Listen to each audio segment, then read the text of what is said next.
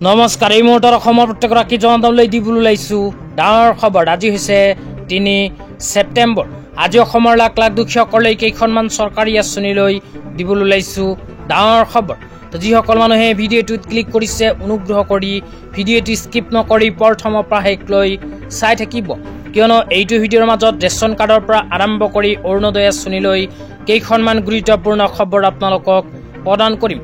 অনুগ্ৰহ কৰি ভিডিঅ'টোত ক্লিক কৰিছে যদি ভিডিঅ'টো স্কিপ নকৰি প্ৰথমৰ পৰা শেষলৈ চাই থাকিব।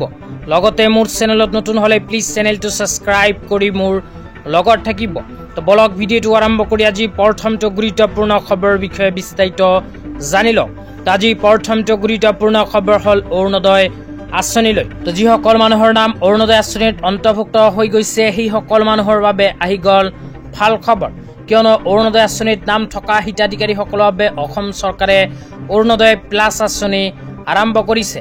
এইখন আঁচনিৰ জৰিয়তে ১২৫০কৈ টকা প্ৰদানৰ উপৰিও আৰু ২৫০ টকাকৈ অতিৰিক্তভাৱে প্ৰদান কৰিব। তেতিয়া আপোনালোকক দেখুৱাই আছোঁ ২৫০ টকা অতিৰিক্তভাৱে পাবলৈ কেনেকৈ কৰিব লাগিব আবেদন।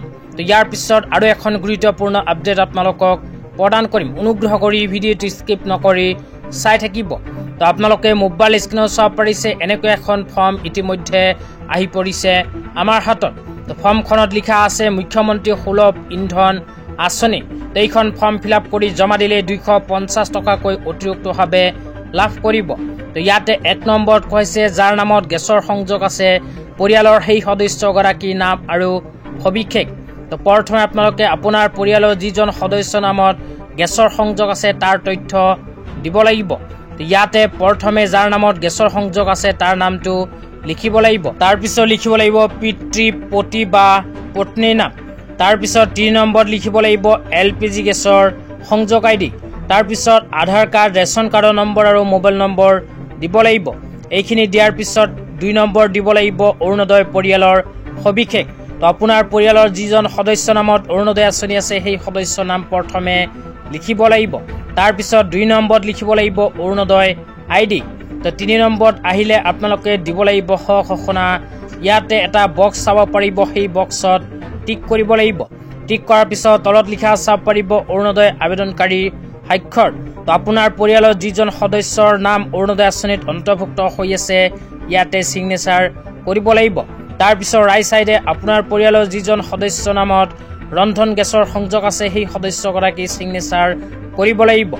এইখন ফৰ্ম এনেকুৱাকৈ ফিল আপ কৰি আপোনালোকে জমা দিয়াৰ পিছতে যেতিয়াই গেছ ক্ৰয় কৰিব তেতিয়া ২৫০ টকাকৈ অতিৰিক্তভাৱে নিজৰ বেংক একাউণ্টত লাভ কৰিব। তেনেকুৱাকৈ আপোনালোকে অৰুণোদয় প্লাছ আঁচনিত কৰিব লাগিব আবেদন।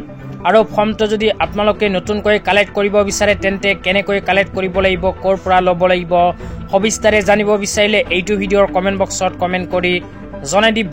তেতিয়া আপোনালোকক অৰুণোদয় আঁচনিলৈ দ্বিতীয়টো খুবেই গুৰুত্বপূৰ্ণ আপডেট জনাই আছোঁ।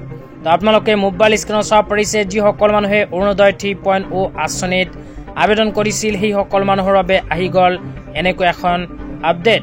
তো ইয়াতে লিখা আছে Assam launch Arunodoi 3.0 on September 17 introduces pilot scheme Arunodoi plus. তো ইয়াতে কোৱা অনুযায়ী যিসকল মানুহে অৰুণোদয় 3.0 আঁচনিত আবেদন কৰিছিল সেইসকল মানুহক চলিত ছেপ্টেম্বৰ মাহৰ ১৭ তাৰিখে প্ৰদান কৰিব অৰুণোদয় 3.0 আঁচনিৰ ১২৫০কৈ টকা। তেতিয়া আপোনালোকক দিবলৈ ওলাইছোঁ আজি তৃতীয়টো খুবেই গুৰুত্বপূৰ্ণ খবৰ। আজি তৃতীয়টো গুৰুত্বপূৰ্ণ খবৰ হ'ল ৰেচন কাৰ্ড লৈ। তো যিসকল মানুহৰ নাম ৰেচন কাৰ্ডত অন্তৰ্ভুক্ত হৈ আছে সেইসকল মানুহে অহা ১০ ছেপ্টেম্বৰ তাৰিখৰ ভিতৰত কৰিব লাগিব এইখন গুৰুত্বপূৰ্ণ কাম। তো আপোনালোকৰ নামত যদি ৰেচন কাৰ্ড আছে তেন্তে অতি সোনকালে ১০ ছেপ্টেম্বৰৰ ভিতৰত আপোনালোকে নিজৰ নিজৰ অঞ্চলৰ ৰেচন দোকানীৰ ওচৰত গৈ ৰেচনৰ সামগ্ৰীখিনি সংগ্ৰহ কৰক। চৰকাৰী ফ্ৰী চাউলখিনি ১০ ছেপ্টেম্বৰ তাৰিখৰ ভিতৰত ল'ব লাগিব, কিয়নো অসম চৰকাৰে যোৱা ২ মাহত প্ৰদান কৰা নাছিল চৰকাৰী ফ্ৰী চাউল।